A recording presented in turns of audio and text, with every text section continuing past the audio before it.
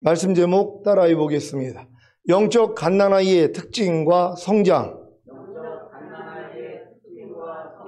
지난 금요 예배에 구원의 목적을 망각하지 않고 온전한 구원에 이르기 위해서는 영적 성장의 단계를 이해하고 계속 성장하는 방법 외에는 없다고 말씀드렸습니다. 그리고 성장하기 위해서는 인자의 살과 피를 먹고 마셔야 하고 예배와 말씀을 읽고 기도하고 죄사함을 받고 성령님을 의지하여 하나님의 모든 말씀에 순종해 나가야 한다고 했는데 주일을 5일 동안 잘 실천하면서 사셨습니까? 이 세상에서도 아무리 급하고 중요한 일이 있더라도 반드시 선행되는 것이 호흡과 식사입니다. 호흡과 식사를 통해 생명이 유지되어야 아무리 급하고 중요한 일도 할 수 있기 때문입니다. 아무리 어리석은 사람이라도 호흡과 식사를 하지 않으며 일하는 사람은 없습니다. 그만큼 이 세상에서 생명을 유지하기 위한 기본은 호흡과 식사입니다. 이 세상에 있는 모든 것들이 천국에 있는 것들의 그림자라는 사실을 믿으십니까? 하나님은 이 세상에 있는 모든 것들과 모든 일들을 통해 천국에 있는 것들을 알게 해주십니다. 육체에 속한 생명을 유지하기 위해 호흡과 식사를 해야 하는 것 같이 영혼에 속한 생명을 유지하기 위해서는 그 영혼을 지으신 하나님과 호흡하며 곧 기도하며 하나님의 말씀을 먹어야 하는 것입니다. 그래야 예수님의 핏값으로 구원한 목적대로 잘 성장하여 하나님께 영광과 찬송이 되므로 아버지 하나님께 효도하는 것입니다. 그런데 교회 다니면서도 아직 거듭나지 못했기 때문에 영혼의 호흡인 기도도 하지 않고 영혼의 양식인 말씀을 먹지 않는 교인들도 있습니다. 지금도 혹시 영혼의 호흡인 기도도 하지 않고 영혼의 양식인 말씀을 먹지 않는 교인이 있습니까? 이분들은 거듭나지 않았기 때문입니다. 만약에 거듭났다면 반드시 영혼의 호흡인 기도를 하고 영혼의 양식인 말씀을 먹게 되어 있습니다. 이건 가르쳐주지 않아도 거듭난 생명을 본성으로 가지고 있는 분들에게 당연한 일입니다. 갓 태어난 아이도 호흡을 하고 먹을 것을 찾습니다. 아무도 가르치지 않았어도 그 생명의 본성이 저절로 하게 되는 것입니다. 마찬가지로 거듭난 성도는 본성적으로 영혼의 호흡인 기도를 하고 영혼의 양식인 말씀을 먹게 되어 있습니다. 여러분은 거듭나셨습니까? 거듭났다면 갓 태어난 아이가 젖을 먹고 호흡을 하는 것과 같이 반드시 영혼의 호흡인 기도를 하고 영혼의 양식인 말씀을 먹고 있어야 합니다. 예전에 처음 주님을 믿었을 때는 했는데 지금은 못하고 있다는 분이 계십니까? 죽어 있는 것입니다. 성장하지 않는 생명은 죽은 것입니다. 요한계시록 3장 1절입니다. 다 같이 읽습니다. 시작. 4대 교회의 사자에게 편지하기를 하나님의 7 영과 7 뼈를 가진 이가 가라사대 내가 내 행위를 아노니 내가 살았다는 이름은 가졌으나 죽은 자로다. 아멘. 하나님이 저와 여러분의 행위를 다 아십니다. 여러분은 살았다는 이름을 가졌습니까? 살았다는 이름, 곧 예수 그리스도의 이름을 가지고 계십니까? 그런데 기도하지 않습니까? 그런데 말씀 묵상하지 않습니까? 그런데 말씀대로 순종하지 않습니까? 그런데 인자의 살과 피를 먹고 마시지 않습니까? 그렇다면 죽은 자입니다. 요한복음 5장 25절입니다. 다 같이 읽습니다. 시작. 진실로 진실로 너희에게 이르노니 죽은 자들이 하나님의 아들의 음성을 들을 때가 오나니 곧 이때라. 듣는 자는 살아나리라. 아멘. 아직 거듭나지 못하고 죽은 자와 같이 신앙생활하던 신자가 있다면 아니면 거듭났음에도 불구하고 죽은 신자들이 있다면 오늘 주님의 음성을 듣고 다 살아나시기를 바랍니다. 요한복음 6장 53절입니다. 다 같이 읽습니다. 시작.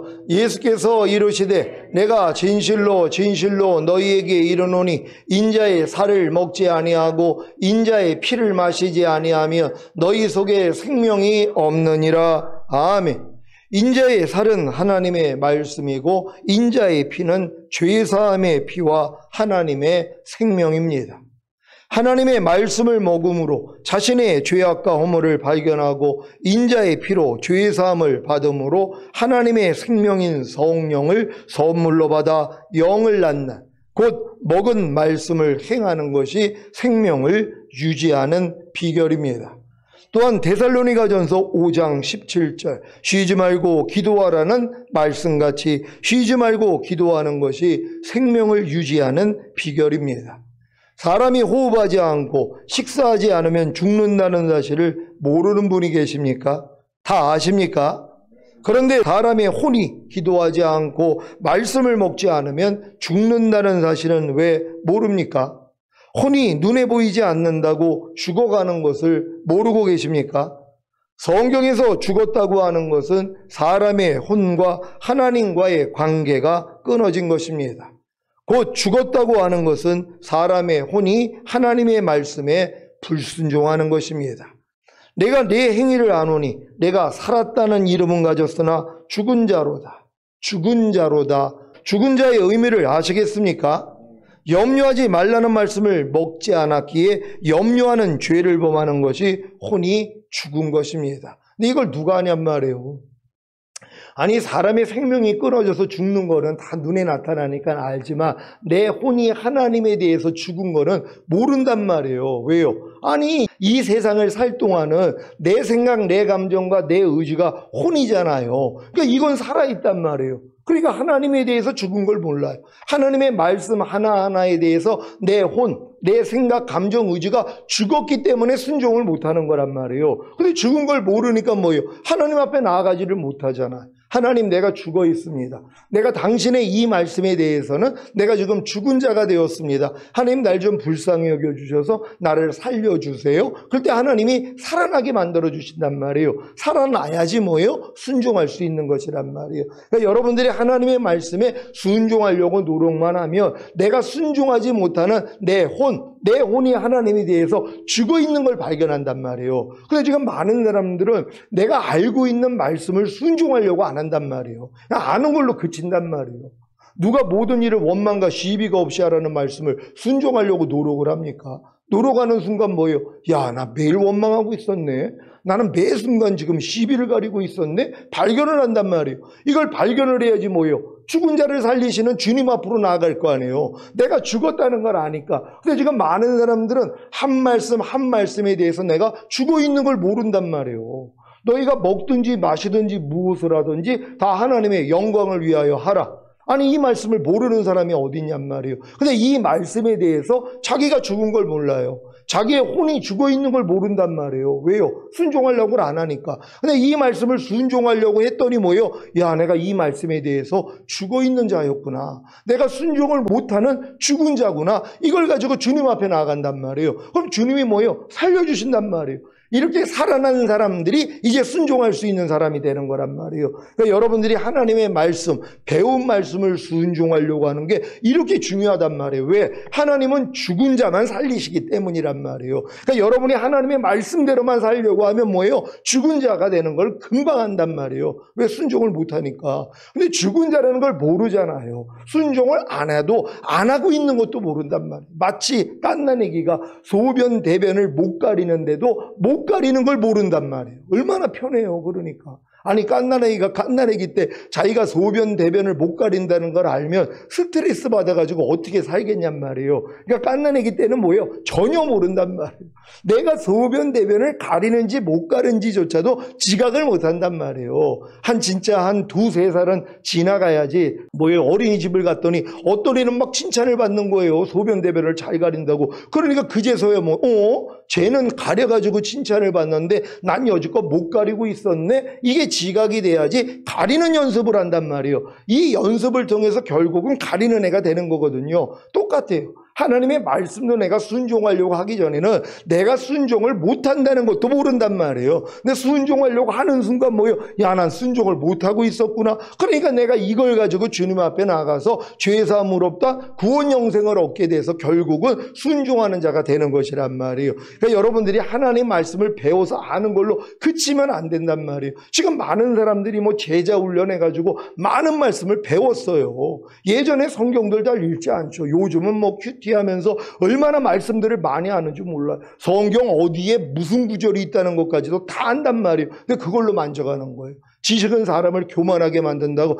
난 당신들보다 더 많은 말씀을 난 암기하고 있어. 얼마나 내가 말씀을 많이 아는 줄 알아? 근데 그 말씀으로 하나님이 뭐예요? 심판한다는 거예요.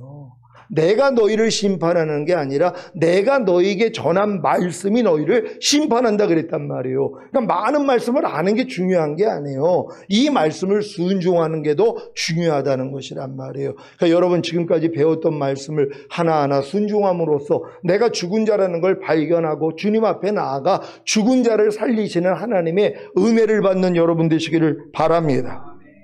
불평하지 말라는 말씀을 먹지 않았기에 불평하는 죄를 범하는 것이 혼이 죽은 것입니다. 세상을 사랑하지 말라는 말씀을 먹지 않았기에 세상을 사랑하는 죄를 범하는 것이 혼이 죽은 것입니다. 항상 기뻐하라는 말씀을 먹지 않았기에 항상 기뻐하지 않는 죄를 범하는 것이 혼이 죽은 것입니다. 쉬지 말고 기도하라는 말씀을 먹지 않았기에 쉬지 말고 기도하지 않는 죄를 범하는 것이 혼이 죽은 것입니다. 범사에 감사라는 말씀을 먹지 않았기에 범사에 감사하지 않는 죄를 범하는 것이 혼이 죽은 것입니다. 지금 자신의 혼이 죽어 있는 것을 보아야 합니다. 그래야 살 수 있습니다. 요한복음 5장 25절입니다. 다 같이 읽습니다. 시작. 진실로 진실로 너희에게 이르노니 죽은 자들이 하나님의 아들의 음성을 들을 때가 오나니 곧 이때라. 듣는 자는 살아나리라. 아멘. 여러분의 혼이 죽어 있는 것을 아시겠습니까? 그러면 정말로 기뻐하십시오. 왜냐하면 하나님은 죽은 자를 살리시는 전능자이시기 때문입니다. 하나님의 모든 말씀 앞에서 그 말씀을 먹지 않았기 때문에 죽어있는 자신의 혼을 발견하십시오. 내 이웃을 내 몸과 같이 사랑하라는 말씀 앞에 그 말씀을 먹지 않았기에 자신의 혼이 죽어있는 사실을 발견하십시오. 그리고 이 죄 때문에 십자가에 못 박혀 죽으신 주님의 보혈을 의지하고 회개함으로 죄사함을 받으십시오. 이것이 인자의 살과 피를 먹고 마시는 방법입니다. 쉽죠? 그리고 이렇게 기도하십시오. 아버지 하나님, 이제 성령님의 능력으로 내 이웃을 내 몸과 같이 살아가라는 말씀을 행하게 하소서. 그래야 내 이웃을 내 몸과 같이 사랑하라는 말씀을 먹음으로 혼이 살아나게 되는 것입니다. 미워하지 말라는 말씀 앞에 그 말씀을 먹지 않았기 때문에 자신의 혼이 죽어있는 사실을 발견하셨습니까? 그러면 이 죄 때문에 십자가에 못 박혀 죽으신 주님의 보혈을 의지하고 회개함으로 죄사함을 받으십시오. 이것이 인자의 살과 피를 먹고 마시는 방법입니다. 너무 쉽지 않습니까? 그리고 이렇게 기도하십시오. 아버지 하나님, 이제 성령님의 능력으로 미워하지 말라는 말씀을 행하게 하소서. 그래야 미워하지 말라는 말씀을 먹음으로 혼이 살아나게 되는 것입니다.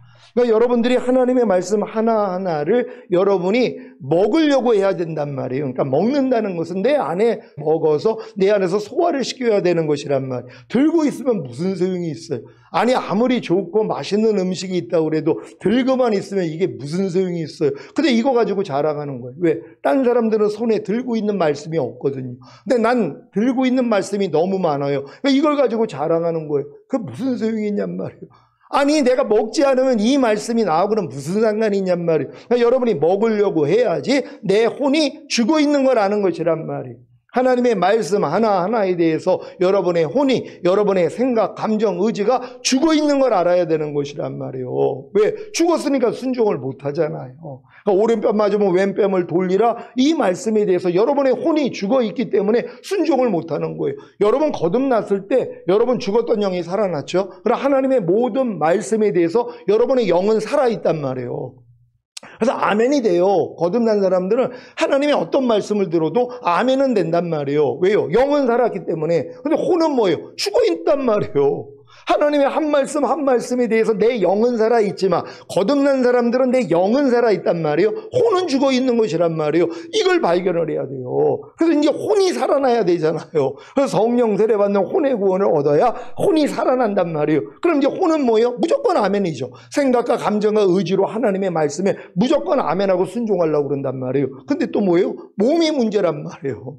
내 보고 듣고 말하고 행동하는 몸이 또 한 말씀 한 말씀에 대해서 죽어 있는 걸 안단 말이에요. 왜요? 하나님이 원하는 걸 보지 않고 듣지 않고 말하고 행동하지를 않는 이 몸을 발견하는 거예요. 요걸 가지고 주님 앞에 나갔더니 또 살려주신단 말이에요. 그러니까 몸도 생명을 얻었으니까 뭐예요? 이게 몸으로도 순종하는 자가 되는 거예요. 그러니까 이게 단계적으로 이렇게 이루어지는 것이란 말이에요. 그러니까 여러분들도 하나님의 이 한 말씀 한 말씀에 대해서 내가 지금 영은 살아있는지 아니면 혼까지 살아있는지 아니면 몸까지 살아있는지를 보셔야 된단 말이에요. 그럼 죽어있는 게 있으면 뭐예요? 주님 앞에 나아가면 되잖아요. 주님은 죽은 자만 살리시기 때문이란 말이에요. 그러니까 죽어있는 걸 발견하는 게 이렇게 중요하단 말이에요.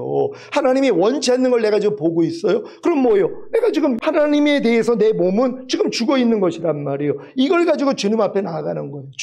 주님이 원하지 않는 걸 난 또 보고 있었습니다. 하나님이 원치 않는 걸 보고 있는 내 몸은 하나님에 대해서 지금 죽어 있습니다. 주여 날 좀 불쌍히 여겨주세요. 그럼 몸을 살려주신단 말이에요. 그러니까 이 살아있는 몸은 뭐예요? 하나님이 원하는 것만 보게 돼 있단 말이에요. 요렇게 훈련을 받으시란 말이에요. 잘 훈련받는 여러분 되시기를 바랍니다.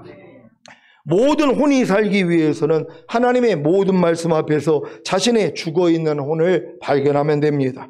그리고 나서 주님의 보혈로 죄사함을 받고 성령님의 능력으로 말씀대로 순종함으로 혼이 살아나는 것입니다. 하나님께 대하여 즉 하나님의 말씀에 대해 자신의 혼이 죽어있는 것을 발견하셨다면 죽어있는 혼이 다 살아나기를 바랍니다. 혼만 사는 게 아니라 여러분들은 뭐예요? 몸까지도 이제는 살아나는 역사가 일어나야 되잖아요. 그러니까 하나님의 말씀을 여러분이 몸으로 순종하려고 안 하면 또 몸은 죽어있는 걸 모른단 말이에요. 여러분이 생각과 감정과 의지로 여러분의 혼으로 순종하려고 하면 혼이 죽어있는 걸 알아서 주님 앞에 나가서 혼이 살아남을 얻는데 몸으로 순종을 하지 않으면 또 몸이 죽어있는 걸 또 모른단 말이에요. 여러분이 보고 듣고 말하고 행동하는 몸으로 하나님의 말씀을 순종하려고 해야지 야 또 나 이 몸은 또 죽어 있었네. 그러니까 주님 앞에 나아가서 몸이 산단 말이에요. 그러니까 살아나니까 뭐예요? 몸도 하나님에 대해서 반응을 하는 것이란 말이에요. 왜? 의에 대하여 하나님에 대하여 너희가 산자로 여기라. 그러니까 몸까지도 여러분이 산자가 돼야 되는 것이란 말이에요. 그래야 하나님의 말씀이 몸으로도 나타난다는 걸 믿는 여러분 되시기를 바랍니다. 지난주 금요예배 말씀을 통해 자기 자신의 정체성을 회복하고 지금까지 살면서 사탄과 주위의 사람들로부터 받은 마음의 상처를 치유받고 자기 정체성을 확립하셨습니까? 여러분은 예수님의 핏값으로 사신 존귀한 온 우주에서 가장 가치 있는 존재입니다. 그렇기 때문에 예수 그리스도의 장소한 분량이 충만한 데까지 성장해야 합니다. 그래서 오늘은 영적 성장의 첫 단계인 영적 갓난아이의 특징과 성장에 대해 말씀을 선포하겠습니다. 에베소서 4장 13절 14절입니다. 제가 먼저 읽습니다. 우리가 다 하나님의 아들을 믿는 것과 아는 일에 하나가 되어 온전한 사람을 이루어 그리스도의 장성한 분량이 충만한 데까지 이르리니 이는 우리가 이제부터 어린아이가 되지 아니하여 사람의 괴술과 간사한 유혹에 빠져 모든 교훈의 풍조에 밀려 요동치 않게 하려 함이라. 아멘. 영적 갓난아이의 첫 번째 특징은 요동한다는 것입니다. 영적으로 갓난아이는 영적인 기반이 세워져 있지 않고 신앙의 뿌리가 깊지 않기에 견고하지 않고 자주 흔들립니다. 하나님의 말씀보다는 사람의 괴술과 간사한 유혹에 빠져 모든 교훈의 풍조에 밀려 요동합니다. 그래서 안정감이 없습니다. 특히 이들은 아직 주님과의 친밀함이 없기에 자기 정체성과 안정감을 세상 속에서 다른 사람과의 관계 속에서 찾고자 합니다. 그래서 세상 형식이나 유행을 따릅니다. 영적 갓난아이의 두 번째 특징은 마음속에 시기와 분쟁이 있다는 것입니다. 고린도전서 3장 1절로 3절입니다. 제가 먼저 읽습니다. 형제들아, 내가 신령한 자들을 대함과 같이 너희에게 말할 수 없어서 육신에 속한 자 곧 그리스도 안에서 어린아이들을 대함과 같이 하노라. 내가 너희를 젖으로 먹이고 밥으로 아니하였노니 이는 너희가 감당치 못하였음이거니와 지금도 못하리라. 다 같이 너희가 아직도 육신에 속한 자로다. 너희 가운데 시기와 분쟁이 있으니 어찌 육신에 속하여 사람을 따라 행함이 아니리요. 아멘. 시기와 분쟁은 자기 중심적인 경쟁의식에서 나오는 것입니다. 경쟁의식이란 다른 사람보다 자신이 더 높아지려 하고 중심이 되려는 이기적인 마음입니다. 다른 사람들보다 더 주목받고 최고가 되려는 생각이 자신을 지배한다면 주님과의 친밀한 관계를 통한 성장은 있을 수가 없습니다.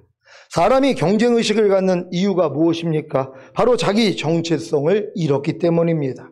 여러분이 다 예수님의 핏값으로 사신 존귀한 온 우주에서 가장 가치 있는 존재라는 사실을 믿습니까?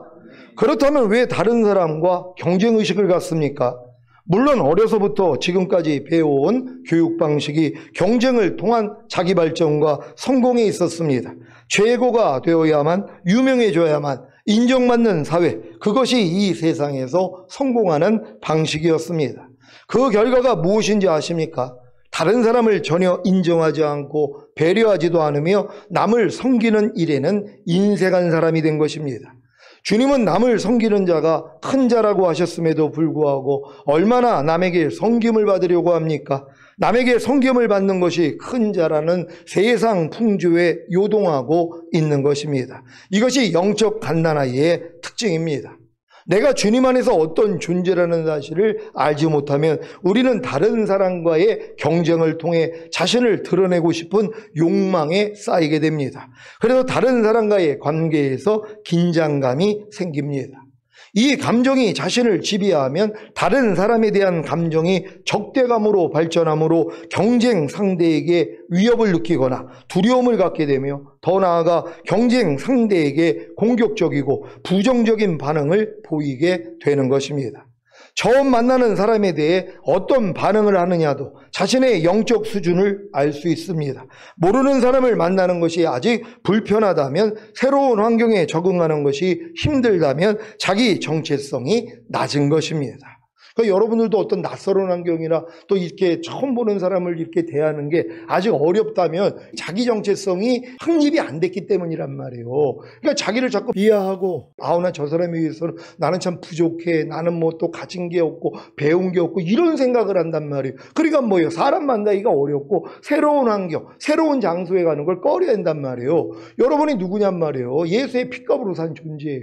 우주보다 큰 사람들이란 말이에요. 이걸 안다면 뭐예요? 걱정할 일이 없다는 것이란 말이에요. 자기 정체성을 확실히 가질 수 있는, 지금 우리 교회에 있는 분들은 주님의 신부 아닙니까? 이제 주님이 오시면 첫 열매로 휴거될 분들이란 말이에요. 이런 분들이 얼마나 있겠냔 말이에요. 다 백성 단계에서 인생이 끝나고 거듭나봤자 자녀들의 단계에서 끝나고, 거기서 조금 더 성장하면 이제 주님의 종이 되는 거고, 거기서 조금 더 성장하면 주님을 위해 목숨을 버리는 친구 단계까지 가고, 그 위에가 신부란 말이에요. 그러니까 이 신부의 믿음을 가졌다는 것은 대단한 거예요. 여러분, 대통령보다 큰 거예요.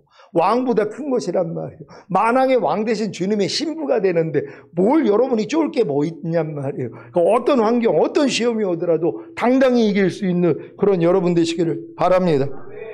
영적 갓난아이의 세 번째 특징은 5가지 어둠의 영역을 가지고 있습니다. 이것은 영적 성장을 방해하는 큰 장애물로 반드시 버려야 합니다. 베드로전서 2장 1절 2절입니다. 제가 먼저 읽습니다. 그러므로 모든 악독과 모든 괴율과 외식과 시기와 모든 비방하는 말을 버리고 갓난 아이들같이 순전하고 신령한 젖을 사모하라. 이는 이로 말미암아 너희로 구원에 이르도록 자라게 하려 함이라. 아멘. 5가지 어둠의 영역 중에 하나는 모든 악독입니다. 성경에서 악독은 완고한 마음입니다. 완고한 마음은 고집스러운 의지와 생각입니다. 하나님의 말씀도 자신의 생각과 맞지 않으면 굽히려 하지 않는 강팍한 마음입니다. 사무엘상 15장 22절 23절입니다. 제가 먼저 읽습니다. 사무엘이 가로되 여호와께서 번제와 다른 제사를 그 목소리 순종하는 것을 좋아하신 같이 좋아하시겠나이까? 순종이 제사보다 낫고 듣는 것이 수양이 기름보다 나으니 이는 거역하는 것은 사술의 죄와 같고 완고한 것은 사신 우상에게 절하는 죄와 같음이라. 왕이 여호와의 말씀을 버렸으므로 여호와께서도 왕을 버려 왕이 되지 못하게 하셨나이다. 아멘. 완고한 것은 사신 우상에게 절하는 죄와 같음이라. 완고한 것은 귀신에게 절하는 죄입니다. 귀신에게 절하면 귀신이 그 사람을 장악하는 것 같이 완고한 것은 귀신을 불러들여 귀신에게 자기 영혼을 지배하고 다스리도록 권세를 주는 것과 같습니다. 여러분의 마음이 어떤 하나님의 말씀에 대해서 완고해질 때 귀신이 역사한다는 사실을 아시기를 바랍니다. 여러분, 완고한 것이 사신 우상에게 이게 절하는 죄와 같다는 것이란 말이에요. 사신 우상에게 절을 한다는 거, 그를 받아들이는 거 아니에요. 섬겨주는 거란 말이에요. 그러니까 완고할 때 귀신이 역사해요. 귀신의 생각과 감정과 의지를 받아들인다니까요. 완고해졌을 때요. 그러니까 완고해지는 사람들이 뭐예요? 강팍해짐으로써 결국 마귀의 모습이 나타난단 말이에요. 왜요? 악한 귀신을 불러들이는 행위란 말이에요. 그러니까는 마음이 갑자기 바뀌어진단 말이에요. 모습이 바뀌어지는 것이란 말이에요. 그러니까 완고함에서 떠나야 된다는 걸 믿으시기를 바랍니다. 5가지 어둠의 영역 중에 하나는 괴율, 곧 거짓입니다. 악독과 연결된 괴율은 자신의 유익을 위해 다른 사람을 이용하려는 교만한 마음입니다. 그 자신의 유익을 위해서 다른 사람을 속이거나 거짓말하는 행위입니다. 야곱이 에서의 장자권을 빼앗기 위해 팥죽 한 그릇으로 형을 속인 것이 괴율, 곧 거짓입니다. 괴율, 곧 거짓에서 벗어나기 위해서는 이런 악을 미워해야 합니다. 잠언 8장 13절입니다. 다 같이 읽습니다. 시작. 여호와를 경외해야 하는 것은 악을 미워하는 것이라. 나는 교만과 범함과 악한 행실과 패역한 입을 미워하느니라. 아멘. 여러분은 악을 미워하고 계십니까? 모든 악은 하나님의 말씀과 반대되는 것입니다. 모든 악을 미워해야 버리는데 그 버리는 수준이 여호와 하나님을 경외하는 수준에 달려 있습니다. 하나님의 모든 말씀을 100%로 치자면 하나님을 10% 경외하는 사람은 10%의 악을 미워하여 버립니다. 결국 하나님의 말씀을 10% 순종한다는 말씀입니다. 이해가 되십니까? 하나님을 50% 경외하는 사람은 50%의 악을 미워하여 버립니다. 결국 하나님의 말씀을 50% 순종한다는 말씀입니다. 하나님을 100% 경외하는 사람은 100%의 악을 미워하여 버립니다. 결국 하나님의 말씀을 100% 순종한다는 말씀입니다. 악을 미워하지 않으면 악을 버릴 수 없는데 악을 미워하는 정도가 하나님을 경외하는 정도라는 것을 깨닫기를 바랍니다. 여러분이 악을 미워해야지 악을 버릴 수 있단 말이에요. 근데 이 악을 미워하는 정도가 여러분이 하나님을 경외하는 정도란 말이에요. 여러분이 하나님을 100% 경외한다면 100% 악을 버린단 말이에요. 아니, 내가 하나님을 두렵고 떨림으로 섬기는데 어떻게 하나님과 원수된 악을 가지고 있냔 말이에요. 그러니까 하나님의 말씀과 위배되는 모든 악을 다 버린단 말이에요. 근데 하나님을 10% 경외하면 10% 버리는 거고, 50% 경외하면 50% 버리는 거고, 100% 경외하면 100% 버리는 거예요. 그러니까 100% 하나님을 경외하는 사람은 그리스도와 똑같이 사는 사람들이란 말이에요. 그러니까 우리 수준이 뭐예요? 점점 이렇게 올라가야 되는 것이란 말이에요. 그러니까 10% 버리는 걸로 또 만족하는 사람들이 있어요. 하나님을 10% 경외하기 때문에 10% 악은 버린단 말이에요. 근데 다른 사람 보니까 1%도 안 버려요. 그러니까 자기는 최고 높은 줄 알아요. 왜? 저 사람은 1%도 안 버리는데 나는 10%의 악을 버리고 있거든요. 그러니까 10%는 주님을 경외한다는 거예요. 그러니까 1% 경외하는 사람보다 자기는 뛰어나잖아요. 그러니까 이걸로 자랑하는 거예요. 여러분 100%하고 비길 수 있는 여러분 되시기를 바랍니다. 여러분은 하나님을 경외하십니까? 경외란 거룩한 두려움, 즉 거룩하신 하나님을 우러러보고 존중하는 마음을 뜻합니다. 항상 하나님의 거룩하신 눈길 앞에서 우리 자신을 적나라하게 드러내는 태도, 이것이 곧 경외의 참뜻입니다. 한마디로 경외는 하나님과 우리의 무한한 차이에서 생기는 감정입니다. 왜 하나님을 믿는 성도들이 고통을 겪는지 아십니까? 여호와를 경외치 않는 악 때문에 고통당하는 것입니다. 결국 하나님은 우리의 고통을 통해 하나님을 경외하지 않는 악을 발견하게 하심으로 회개케 하십니다. 예레미야 2장 19절입니다. 다 같이 읽습니다. 시작. 내 악이 너를 징계하겠고 내 패역이 너를 책할 것이라. 그런즉 내 하나님 여호와를 버림과 내 속에 나를 경외함이 얻는 것이 악이요 고통인 줄 알라. 주 만군의 여호와의 말이니라. 아멘. 불평하지 말라, 염려하지 말라는 말씀을 지키지 않는 성도는 하나님을 경외하지 않는 것이고 그 하나님을 경외치 않는 악으로 인해 고통당하는 것입니다. 그러니까 여러분이 여러분의 악 때문에 고통당한다는 것만 인정하면 된단 말이에요. 여러분 마음 안에 지금 성령 안에서 의와 평강과 희락이 지금 잃어버리는 분들이 이제 나온단 말이에요. 매일 살다 보면 의와 평강과 희락을 잃어버릴 때가 있단 말이에요. 하나님은 이 잃어버림을 통해서 뭐예요? 여러분의 악을 발견하기를 원하는 거예요. 여러분이 악을 가지고 있으면 의와 평강과 희락을 못 누린단 말이에요. 근데 이 악이 뭐예요? 두 가지 악이요. 여호와를 버린 것과 여호와를 경외치 않는 것이 네 악이요 고통인 줄 알라. 여러분은 전 주님 버린 적이 없는데요. 항상 기뻐하라는 말씀만 버리지 않아 봐요. 여러분 고통당할 일이 없습니다. 오른뺨 맞으면 왼뺨 돌리라는 말씀만 여러분이 버리지 않는다면 고통당할 일이 없어요. 범사에 감사라는 말씀만 버리지 않는다면 여러분 고통당할 일이 없습니다.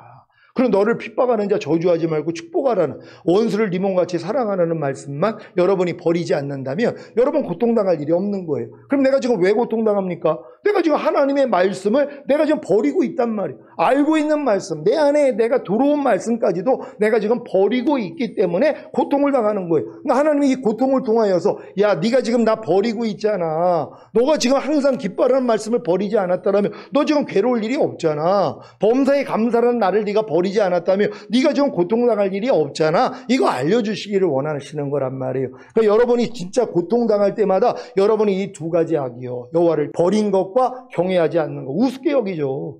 내가 지금 항상 기뻐하려는 말씀을 우습게 여기지 않는다고 생각해봐요. 무조건 순종할 거 아닙니까? 여러분 하나님이 우스워요? 아니면 우습지 않아요?